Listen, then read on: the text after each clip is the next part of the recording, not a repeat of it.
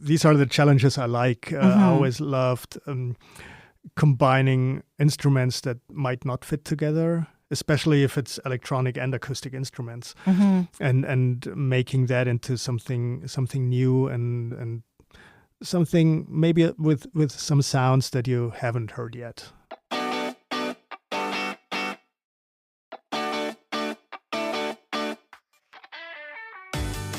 Welcome to Audio Branding, the hidden gem of marketing.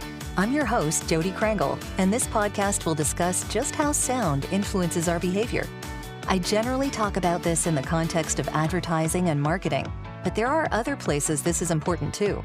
I really feel that it plays a much more important role in our lives than maybe we realize. So let's delve a little deeper. This is the first part of my interview with Chris Wirsig. My next guest enjoyed classical training on piano and saxophone, studied audio engineering at SAE Technology College, and has more than 20 years' experience in music production. His music can be heard in games like the acclaimed top 10 iPad game Alien Tribe 2, the multiple award-winning short movies Intervention, 20 Matches, Cat Dex in Kasi, and Trick of the Old Cat, the comedy feature film 39.5, and in numerous TV shows on ABC, E!, MTV, Fox Sports, Audience Network, DirecTV, and others. On the songwriting-producing side, he started the acclaimed electropop dark wave band No Carrier in 1995, and the electronica chill-out project Virtual Conformity in 2001, as well as several side projects. He's also co-writing and producing songs with other artists and songwriters like Psyche, Liza Marie Sparks, Queen Chameleon, The Dust Ride, Echo Kill, and many others. His name is Chris Wirsig, and you can find more information about him at chriswirsig.com. That's Chris, WIRSIG.com. I wanted to sit down with him specifically because he's very knowledgeable about how music influences our experiences, both in film and when simply listening. Considering he also knows a lot about the business end of creating music, I think this is going to be a really interesting conversation. So sit back and enjoy. Well, thank you for coming to talk to me, Chris. I really appreciate it. And I hope that you're doing okay over there. Now, you're in LA, right? I'm in LA, yeah, and thank you for having me. It's a pleasure. Thank you for doing this. So how are you finding LA right now? Is everything okay? Are you you're doing okay there? It's so far it's okay. We have a few more fires again, but luckily not in our area. So, but so far, I mean, Southern California was pretty good this year, kind of with fires. North California was hit way harder. Yeah. So we're blessed. That is good. Yeah. Along with everything else, who needs more fires? Right. Yeah. Quite something. So I guess I wanted to sort of get into how you got interested in writing music in the first place, because I know that's what you do a lot of, and you work with films, and you have your own music directory and all of that stuff. So how did you get involved in writing music in the first place? That kind of started when I was still little, getting piano lessons, and I was often more interested in just playing around on it or finding weird melodies, or probably not even real melodies, and rather than practicing etudes or stuff like for release, although that's one that I still love. Okay. But practicing, rather playing around and improvising. So and then when I got my first home computer in the late 80s, that started. You already had like 4 channels that you could use and had samples. 4 channels. So yeah. Yeah. It was a lot back then. Yeah. Especially on a home computer. I get it. I totally get it. Yeah. I remember those days. Yeah. It was fun to write on that. I loved that. And that kind of developed into that. I somehow had that urge that I wanted to write music. That's great. Yeah. So did you have formal training? Like you're talking about for release, and I'm kind of like, oh, well, you must have taken lessons then, right? I did. Yeah. I had piano lessons from around age 6 or so for, I don't know, nearly 8 years or whatever. In between, started saxophone because that was then more interesting all of a sudden. Okay. Having another instrument that's a bit more. I mean, I love piano, and piano is my main instrument. So, and everything I do is played on the piano here in the studio or on a keyboard into the computer. So that I'm glad I had that. The saxophone was just a little more fun than at a time, playing melodies and in the school big band and a saxophone quartet where we played actual classical pieces, but with saxophones instead of violas and violins. Wow. Cellos, which was pretty awesome. Yeah, that sounds opened my mind a fantastic. little bit. Yeah, I guess you sort of start to see what's possible after that kind of thing. Right. Yeah. And certainly it's a lot easier to carry around a saxophone than a piano. It definitely is, and I still hate the big flight case with a heavy keyboard in it that I have. So, Oh, boy. Yeah. But I guess you need as much protection as you can when you're flying with something. that's right. Yeah. Yeah. So you have started, or you are writing dark, edgy music for like horror films, right? That's kind of where you That's right. found your niche. How did Yeah. that get started? Somehow, I always, when I started listening to pop and rock music in the '80s, I was more drawn to the more melancholy, not totally sad, but somehow romantically melancholy Okay, songs, and yeah. then discovered the whole European. Growing up in Germany, I discovered the European Gothic scene, that like dark wave bands and bands like Sisters of Mercy are very Gothic, or that style, and somehow, and still today, I can listen to happy and uplifting songs, and I love that as well. But somehow, darker songs, more melancholy songs, touch me in a deeper way, and I have no better way of explaining it. I know that might sound very weird to some people, but I can't explain it better. It's just, for me, it's a little more a deeper experience. I think if you're going to discuss deeper experiences as far as music is concerned, this is the podcast to do that. Right. You're in the right That's right. place. Yeah. Totally. So do you think it's cathartic? Is that maybe part of the reason why you like them so much? I guess that's part of it, definitely. It can bring out something in you when you listen to it, or when you play it, or write it. And also, I think, at least for me, and I guess for a lot of people who love to listen to dark music, it's also a little wallowing in that feeling. Sure. Probably okay. there's a part, at least in me, there's a part, and I just sit there and listen to it and think, oh yeah, that's so sad. But I guess in a way it can feel good because you're letting it all definitely, out. It's Yeah. like when you watch a drama movie or a very sad movie, and and you cry with the movie, but then probably feel better afterwards for whatever reason. There can be so many reasons. Can be that you realize that your life is much better than what you've seen on screen, or Yes. or that you didn't have challenges the actors on screen had, or whatever. So yeah, it can definitely help. Yeah. And along those lines, I'm curious because I know you write a lot of music for horror films. So do you like to be scared? Like, is that a part of the melancholy nature? Maybe I'm kind of a sissy that way. I don't like to be Okay. totally scared. Okay. When I'm watching a movie that's or going to a haunted house, you know what's coming. What I somehow hate is when, like, my wife has a tendency to sneak into the room when I'm working here in the studio, and so I don't see her in the back, and all of a sudden there's someone standing beside me, and that's a big jump scare for me. Oh, yes. So in real life, not so much, but Sure. I discovered Stephen King novels when I was around 15 years old. And it actually was the first book I read, and that I was transfixed with that. As I read it in a few days, probably, or so. Wow. or a week. And that I somehow liked that, yeah. But it's definitely not necessarily fully in real life. Yeah. That makes sense. But I guess I could see a young you deciding, oh, I might want to write music for an adaptation of this book. Yeah, that's right. Very cool. Yeah, very cool. What's the process that you go through when you're writing music for a film? Because I'm assuming there's a big, long consideration for how this is done. And I'm curious as to how much involvement the people who are creating the film have in this, or do they just say, "Here's the scene, go for it"?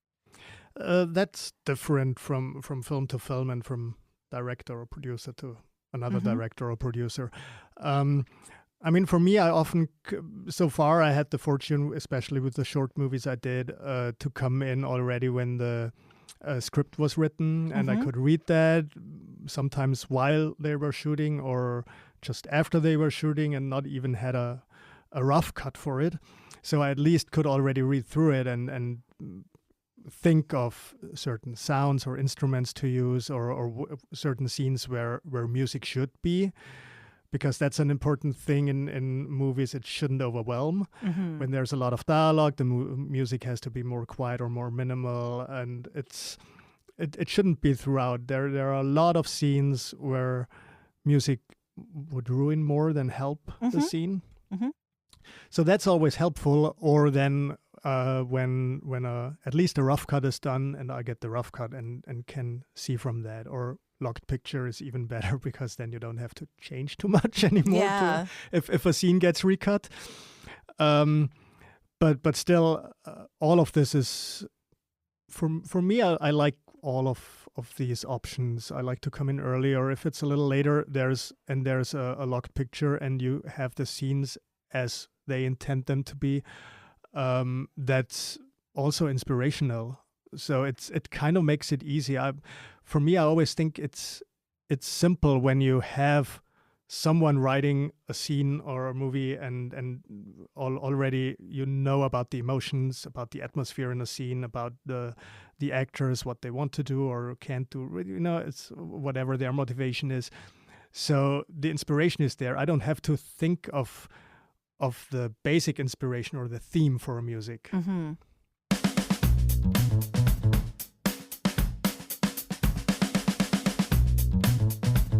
Are you looking for ways to improve your company's or podcast's impact? You'd be surprised how powerful the use of an intentional audio branding strategy can be.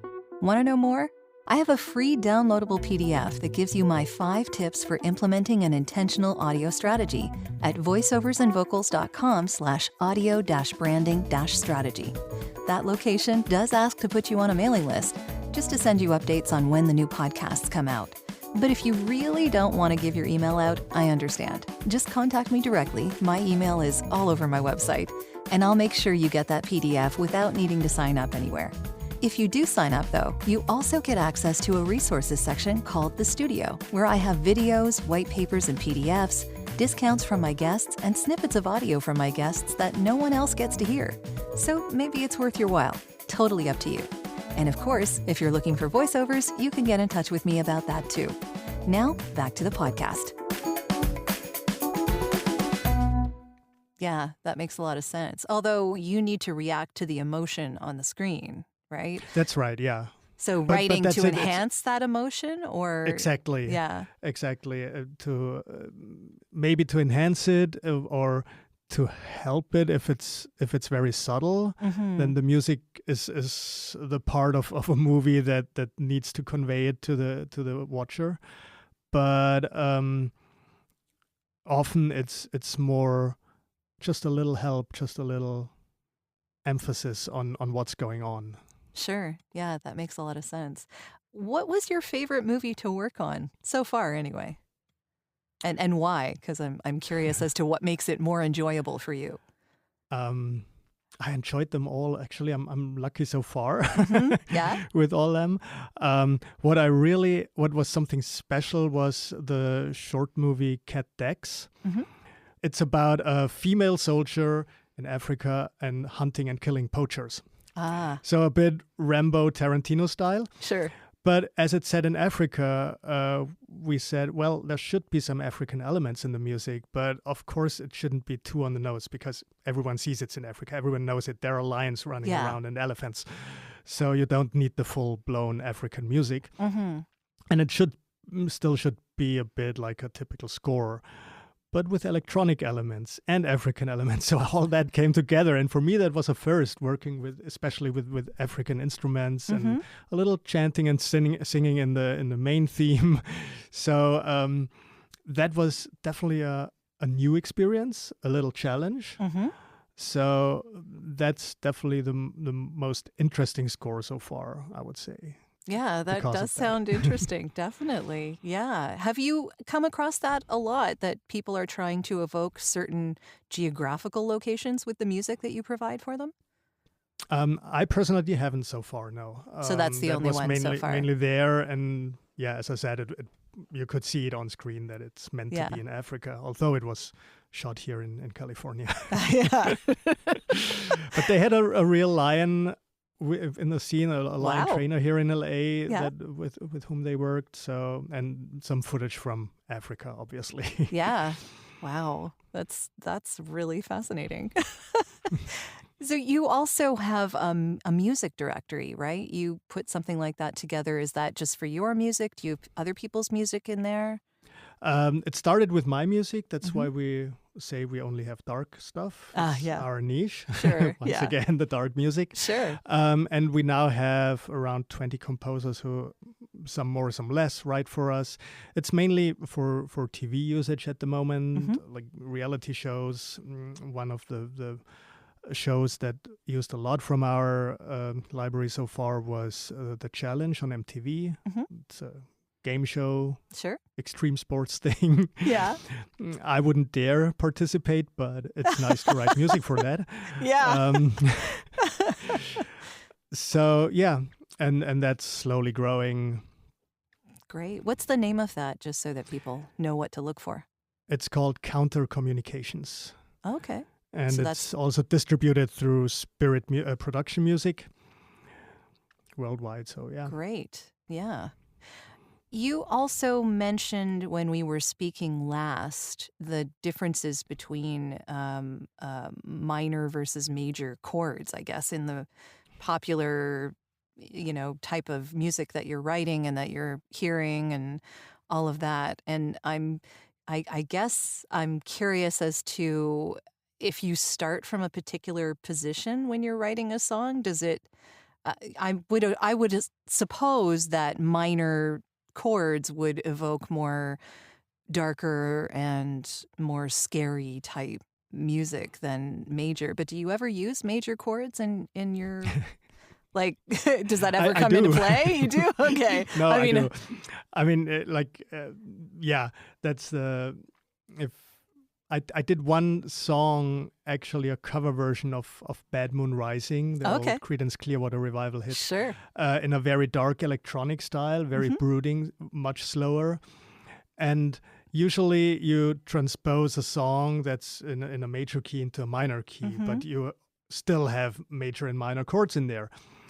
What I did, I just took all the major keys in the original song and made them into a minor key. That usually ends in a cacophony because only minor keys in a song altogether would usually sound weird. With that song, it worked. Oh, okay. And made it into a very weirdly brooding song. So sometimes it definitely can work, but yeah, you gotta have some major keys in there. Also, so you need balance. You need the balance, and a major key in itself not a major key, a major chord can be, given the context, very sad or very menacing or tense anyway as well. So yeah, there's a lot that goes into the composition of music, bit by bit. Yeah, especially when you're doing electronic music too, I would imagine, because there's a lot that goes into that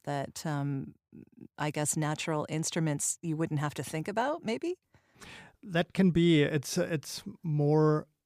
There's a lot more sound design usually going on when you're working with electronic instruments, because a piano is a piano and it can be played very differently and still can convey different emotions and have a different sound, like if it's a prepared piano or what the how it's played, what pedals you're using if it's a real piano. Yeah.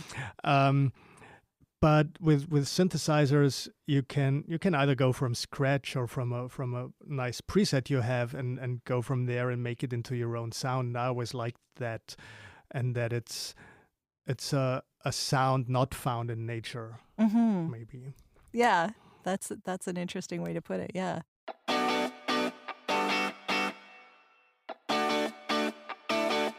This has been part 1 of our interview. I hope you'll tune in next week for part 2. Well, that's the end of this episode. Thanks for listening. And if you like what you heard, why not tell a friend about this podcast? It's available on all the usual outlets. Until next time.